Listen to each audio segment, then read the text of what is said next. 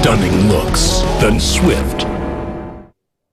History in Hyderabad and history at the hands of Mohammad Rizwan along with Abdullah Shafiq, who together have ensured that Pakistan register the highest successful run chase in World Cup history. Sri Lanka, poor old Sri Lanka, now at the receiving end of record after record to what went down in Delhi.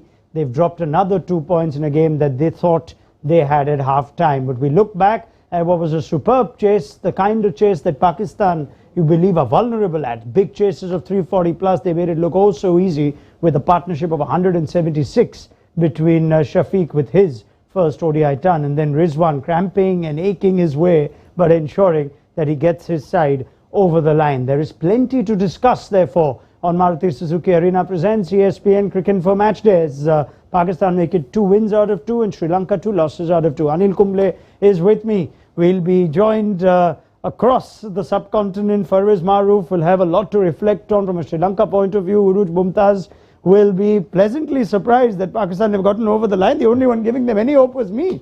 Nobody cares what I say, but what an easy and what a comfortable chase that turned out to be, Anil.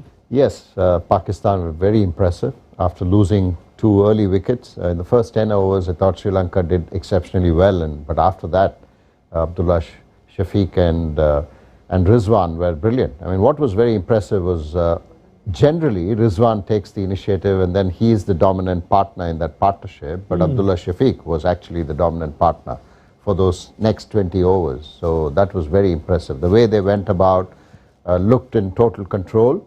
Sri Lanka didn't help themselves in the field and also with the ball. Giving away 25 extras certainly is something that you can't afford.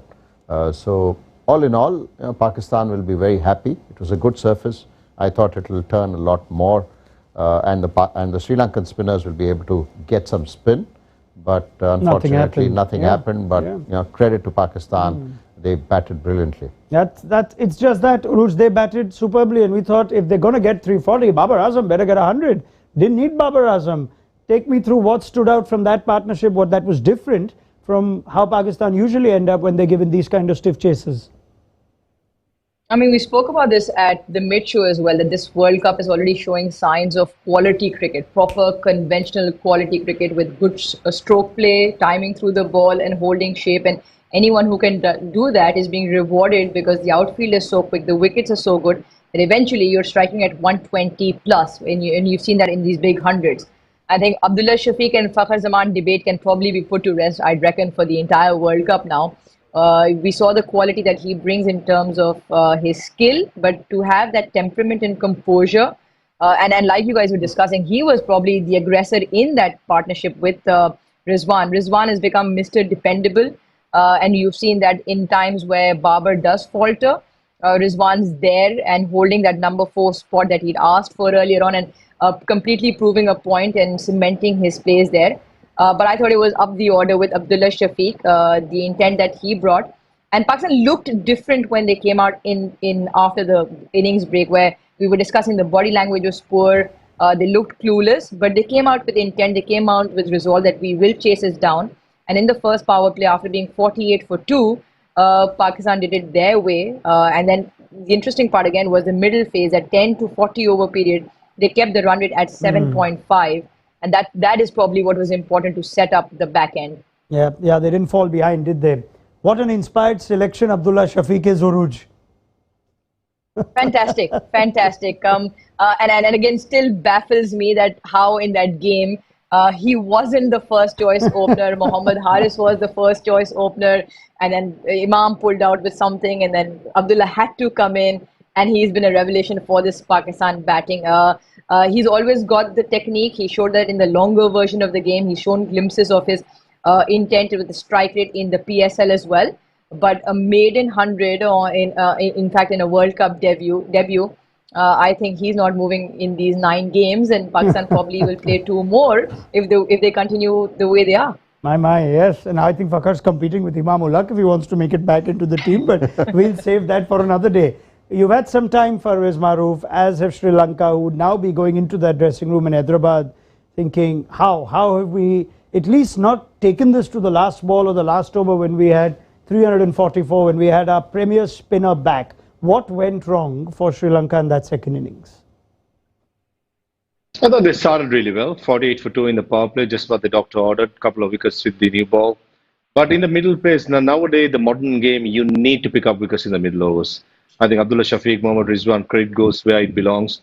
They batted really well. They batted with calmness. Whenever a situation arised to get a boundary or a maximum, they took it as well. And it was risk-free stroke playing masterclass by both those batters. But for Sri Lanka, we're just having piling up unnecessary records now.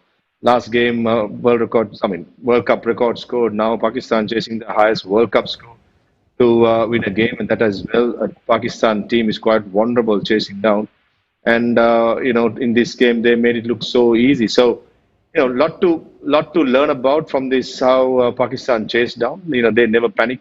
They were always in the game, and the young bowling attack of Sri Lanka found wanted, especially in that middle overs of 11 to 40th. When you don't pick up wickets, and results, come out like this. I mean, as impressive as they were, Anil, in spite of all the injuries, and we were saying, wow, well done, Sri Lanka. You found a way to get wickets even with your strike bowlers out. Does it seem like the inexperience of this bowling attack now in these two games is shown? Yeah, it has. Even Theekshana is coming back from an injury. This was the first game for him after a while. So even that showed. I mean, he was not consistent in hitting those right lengths on the surface. And the inexperience of the bowling attack shows. I mean, Pathirana was all over the place, and bowling wides and giving away runs, easy runs. So that's a call that probably Sri Lanka will have to take seriously, because Rajitha bowled really well in the last game. Pathirana is known for his death bowling. Maybe his role in the team itself needs to be looked at if he is going to play. Perhaps look at him to bowl towards the back end of the game, and look at surfaces as well. If there is a bit of pace, if you think that it's a bit dry and you think it's going to turn, that's where perhaps a Pathirana will be more beneficial for Sri Lanka going forward. But his radar was gone today, and it was tough for keeper as well. I mean, he's not the regular keeper, and for him to be literally diving around stopping wides was very difficult. And I mean, like Farveez mentioned, in the middle overs, if you don't pick wickets, that's the big challenge for teams. And good teams pick wickets, you win games. I mean, 25 wides with that one no ball by Madhushanka, I think it was, but 25 wides. And Farveez, is that something that they'd be thinking now? It's not like we're saying this in hindsight. Even at the start of this game, we wondered, right, is it right for Rajitha to make way for Theekshana? There was a case for Pathirana. Do you sense now they'd be regretting they got this wrong? I certainly think so. I mentioned in my pre-show as well, Kasun Raja should have been playing, because he brings that steadiness, that control in the middle overs as well as with the new ball. And the death overs is been a problem for Kasun Raja, but you still back your premier fast bowler who has the experience of delivering it under pressure. And in this game, you saw even Hassan Ali and Haris Rao, when they were hitting the back of the length, it wasn't that easy for the batters to get away. So Kasun Raja could have done that job with his height. He could have hit that back of the length. But unfortunately, Sri Lanka thought otherwise and went with Matisha Pathirana. I understand why Sri Lanka thought Matisha Pathirana might work. Looking at yesterday's game, New Zealand games against Holland, the ball actually gripped. It was slow. And it was a complete different pitch from yesterday, how I saw it. Because today the ball just skid on to the bat, and spinners hardly got any turn. And it was just, easy batting surface in the end for Abdullah Shafiq and Mohammad Rizwan. So I think going forward, as Anil Bhai said, it's a high time has come now to look into Matisha's role. Yes, when things are going well, things are rosy, you just can throw a wild card in, a young guy in, and try and tell him to perform under pressure. But when it comes to World Cups, I mean, you and I will always, agree that you need experience, you need control, you need calmness, and that's what Sri Lanka lacked today, unfortunately. Yeah, I guess especially as bowlers, we've seen a lot of young batters do well. Yeah, if Sri Lanka had their full squad, with Chamira, then Hasaranga, then maybe a Pathirana would have fitted in. But with few players missing, and even Velalage is only playing his 6th, 7th game for Sri Lanka, and first World Cup, youngster as a spinner. So there's a lot of young players, not much experience in this bowling attack. So to now tell Pathirana that, look, we are looking at you to win this game for us is a big ask for a youngster. Okay, we don't want to try and read too much into body language, but you look at Pathirana, you feel like he's feeling it too. Oh yes, it's not easy, and he's someone who you will expect that he will bowl the odd wide here or there because of the action that he has. So all the more that you need to sort of surround him with experience. Unfortunately for Sri Lanka, they don't have this that cushion in this World Cup. Yeah, absolutely. He's a talented young man, Pathirana. He's an IPL champion now, and he had some experience behind the stumps there. But let's see how he responds to this. It's been a tough outing for this bowling attack. But whatever said and done, and yes, there are challenges for Sri Lanka's bowling. There's no doubt that the story of the day remains Pakistan's ability to chase this. Spoken of Abdullah Shafiq, but Urooj, Mohammad Rizwan, I mean, he makes for some entertaining viewing, doesn't he? He can play some shots, but then there's everything else around it. Now, I'm sure that he genuinely was going through some amount of pain, but I guess that makes this innings even more remarkable. I mean, someone said we're in the business for entertainment, so I guess he lives up precisely to that. But what's so interesting is that in spite of all the falling off your feet, falling down, all of that element of pain and pulling his hamstring, he can still come down the wicket and hit those big sixes. And then in the end, I'm probably sure there were cramps because they seemed to heal quite quickly, because towards the end, he was running between the wickets, up and down the wicket with Saud Shakil and then Iftikhar as well. So Mohammad Rizwan, he's a fascinating character. I think T20 World Cup last year as well, if you remember, he was in the hospital before he came out for the India-Pakistan game. Nobody knew about it. He was obviously under treatment. So he is very, very strong mentally and physically. Probably one of the fittest in the Pakistan team at the moment as well.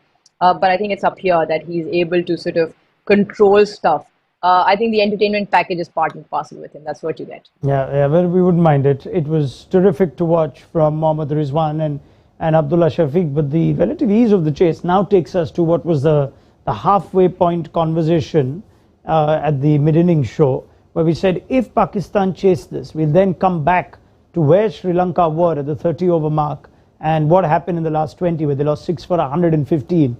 And it's now normal, I guess, Farveez, to say that when you're in positions of prominence, of advantage, you need to then outbat the opposition. And these days, 345 is not outbatting it. So how much did falling off after the start that Kushal and Samara Vikrama gave them cost Sri Lanka in the end, that they couldn't get 380, 390 or even 400 plus like South Africa did the other day?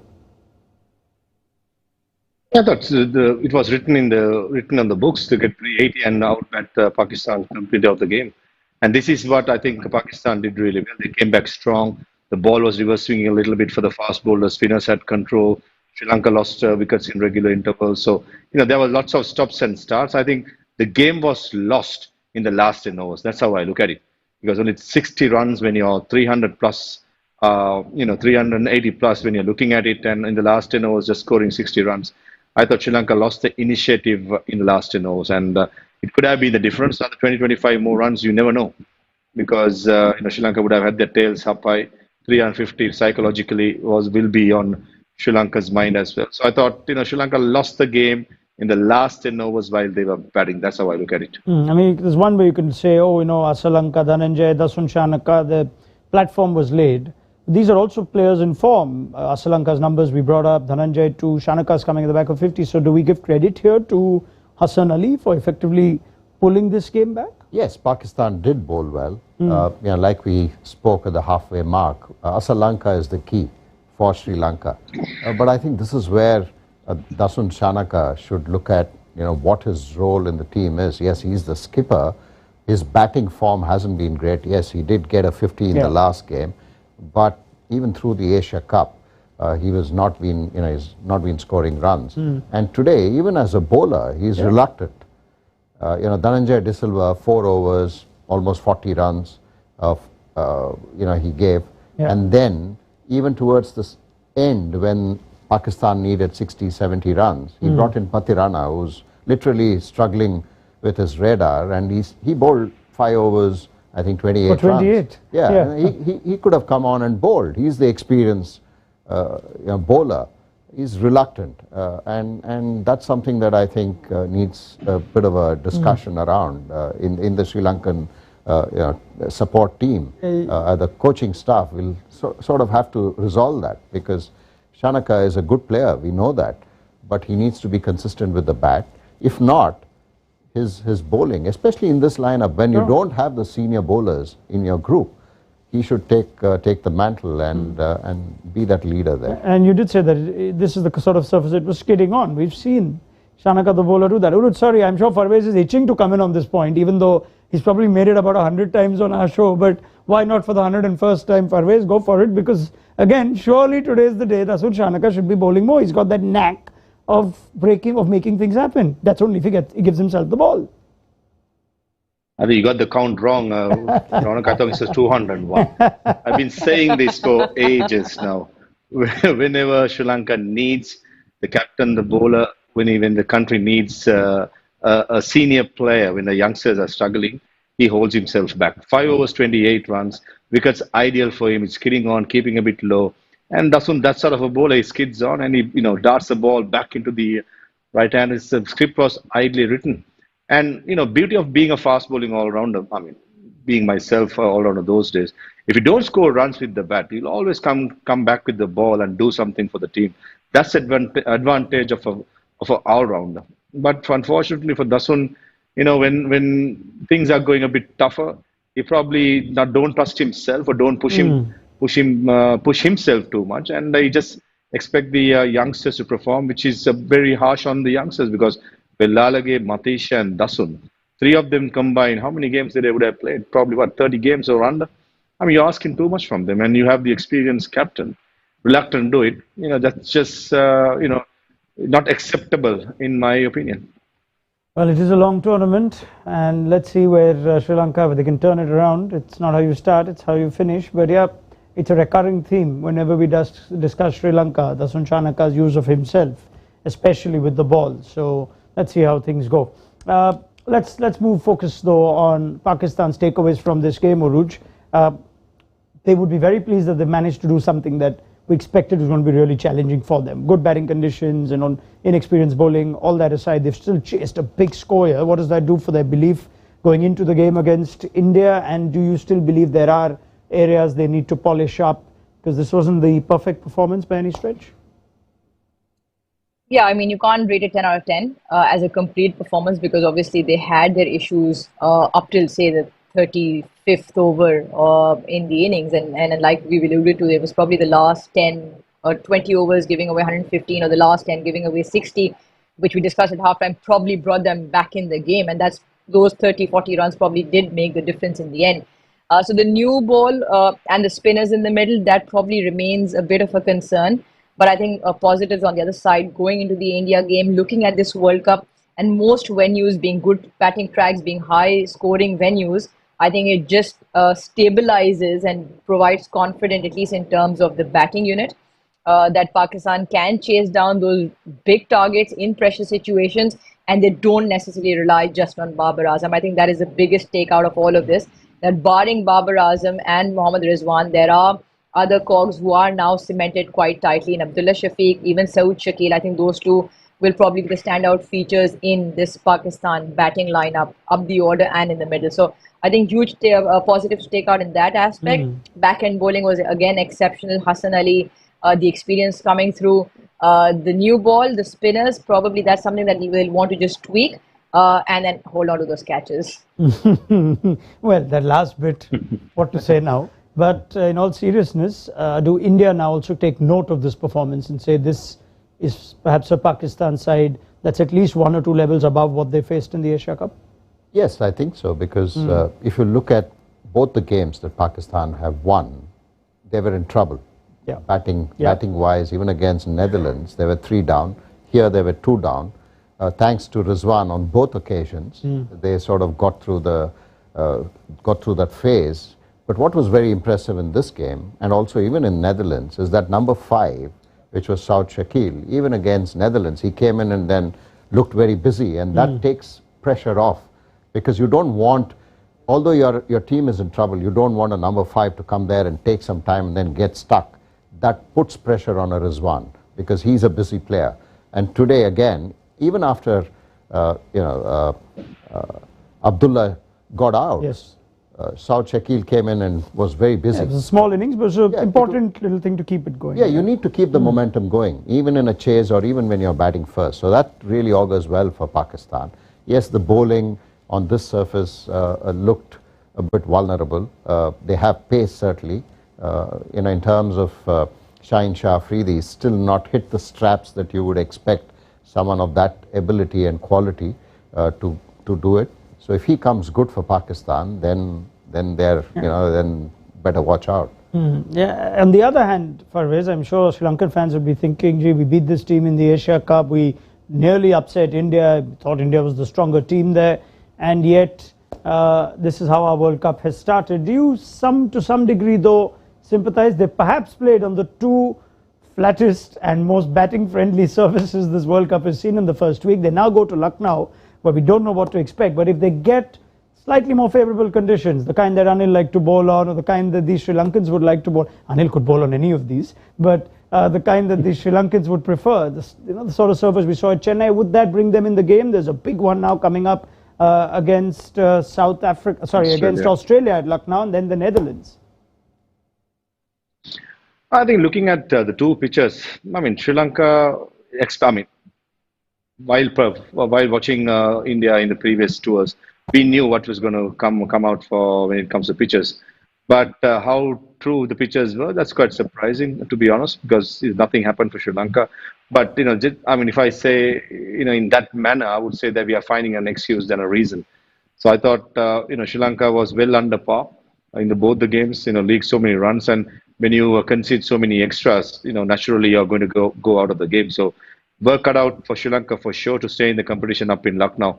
Up in Lucknow, there's going to be different surfaces, the red soil and the normal brown soil. I mean, if you get the red soil pitches, generally it's bouncy and the bounce will be quite even and it won't spin that much. But if they get the brown soil, the other soil, which is more like slightly slower, Sri Lanka will be in the game. But as you correctly said, we never know what's Lucknow going to throw at you. But mighty Aussies, it's never easy playing Aussies in a World Cup game, especially with the players what they got as well. So all to play for Sri Lanka to stay in the competition. Now, come on, just get one of those slow ones which dish them out at Chennai. Farveez will be in the game. It's not that hard against Australia. You can see how strategically these fixtures are aligned. Anyway, no, I'm just having fun. Of course I am. But yes, that now pretty much wraps up the match chat. It's been a terrific game. It's also a game which is unique and it's a record in itself. 400s in a World Cup game for the first time. Only the 3rd time that it's happened in ODI history, in men's ODI history, and it's happened before for Pakistan against Australia in '98, India against Australia in 2013, and now here. And you almost feel like, Anil, that this is the on predicted lines. This World Cup is going to see such scores: 400s, 340, highest score the other day, highest chase today. Is that the trend you see carrying on? Yes, and all wicket keepers. So there's some connection there, it looks like. So yeah, I think if it's a good surface like this, and even Delhi, you will see batters literally lining up saying, I want to get this 100 here. And it's not easy for a bowler now with the second power play, with the restriction of one fielder inside that circle. So it's not easy at all on these kind of flat surfaces. So yes, it's advantage batting. And if you're in, then you will certainly relish in saying, okay, let me carry this and take that 100. But again, impressive from Rizwan. He stayed till the end despite all the issues that he had towards the back end of his innings. A credit to him that he remained not out, but a fantastic innings from Abdullah Shafiq as well. I mean, to come in as a youngster, not even part of the squad, coming in and then suddenly saying, okay, you're playing this big game against Sri Lanka now, comes there and then gets 100. So yes, really, really fantastic innings. Yeah, when you get 400s, it's hard to perhaps pick the player of the match. It's gone to Mohammad Rizwan today, but I have a bowler of heavy panel, I keep saying. At 400s cancel out, I'd give it to Hassan Ali today, but that just does not happen, right? No, it doesn't happen. It doesn't. But Rizwan certainly did bat well. So did Kusal Mendes and of course Samara Vikrama as well. But yeah, Rizwan worthy. staying there till the end and remain not out. Kept well behind the stumps, took those catches. Yes. Yeah. Takes some, misses the occasional one, but that's fine. He's done more than he needs to. Urooj, player of the match choice for you, Mohammad Rizwan? Yeah, I think so. I think exceptional. I think it's one thing restricting because that was part of the entire effort. This was complete one effort that more importantly, staying not out and carrying through, finishing the match, not letting go at about, say, Pakistan requiring 60 or 40 and then it becomes a crunch situation. I think that's probably what tips the player of the match in his favor, Mohammad Rizwan. Poor old Kushal Mendes, Farveez would be saying that's 2 awards I could have had. I mean, that's 2 of the best innings I've played and unfortunately ended up on the losing side, but I hope it's not too serious, whatever he's going through, because Sri Lanka need Kushal Mendes, don't they? I hope so as well. I've been hearing that he's hospitalized with severe cramps, so hopefully he'll recover as soon as possible because that's the last thing Sri Lanka needs, informed batsman being missing out. But hopefully he'll recover. But it's very pleasing to see how Kusal has come through in the last 2 games, and yes, as I said, he has to play with intent. That's where he's at his best, and where he's dangerous at. So he has made sure Sri Lanka has got decent scores. And hopefully he'll recover soon. And on the 16th, we'll see him carry on this good form for Sri Lanka. Might I also make a mention here of how good the Hyderabad crowd and stadiums were? I'm sure, Urooj, you took note of that, as many cricket-loving people in Pakistan would. It seemed like they were right behind Pakistan right throughout, and it was pretty good attendance. It's a big stadium, and I think 3/4 of it were full. That must have been pleasing as well for Pakistan.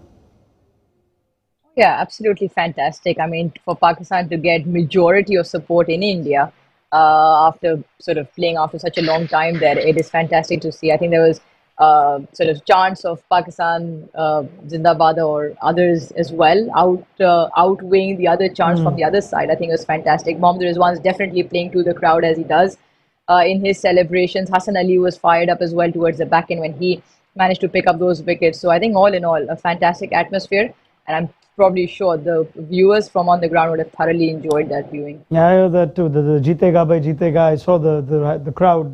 They just support Pakistan at that, and it's nice in the times that we are. It's nice to see that good cricket is well appreciated in India even today. Well attended. So that was really nice to see, and it was a good game of cricket. 600 almost 650 runs, more than that, 680 runs. So good to see. Large crowd coming in and watching this game.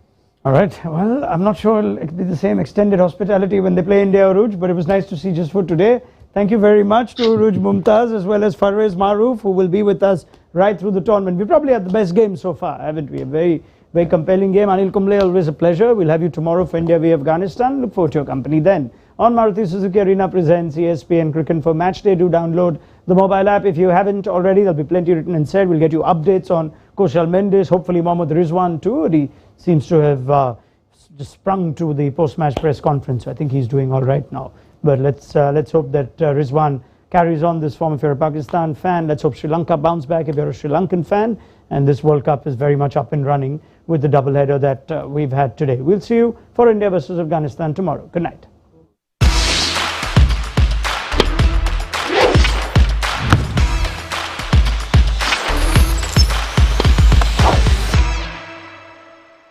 Stunning looks, then swift,